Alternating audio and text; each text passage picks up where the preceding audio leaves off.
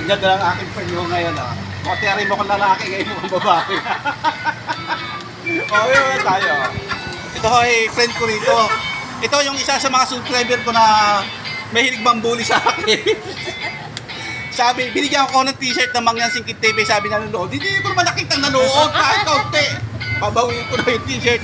Yung aking unang channel, Mangyan TV. At bakit nakikita mo? At bakit malalaman mo ko sila nanonood doon? Saan? 7-Eleven? Abay, magtatakaw na naman kayong dalawa. Ayan na. Tapos kumuha pa siya ng assistant, bodyguard. Ayan. Tumboy yan, tumboy ito.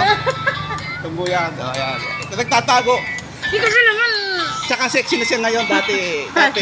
Hindi nga. Sexy. Umuwi ka na sa Tingnan nyo guys, ang puti pati niya ngayon, ang sexy niya ngayon. siksik. Ayun ho, sexy ho yun, yung tinuturo ko. Hindi. Matagal ako hindi nagawin dito, ano? Oo, matagal na walang asungot dito. Walang bully ka, walang bully. Ano?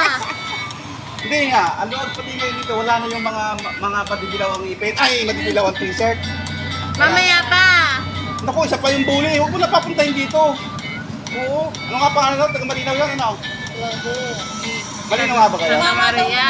Mama yun sa Wala, magsusugal pala yun. Taas pa naman yun taga si ATJ. Nagtatago ako, isang linggo rin napasok, nakita ko doon sa highway. Nakita ko ng officer. Ay, ano, kita nyo, oh. Pati ang ilong, oh, tingnan nyo ang ilong, oh. Natatakpan ng kamay, ayun, oh. Wala, lalo, ang lumiit lalo. Ayan siya, oh. Nice one.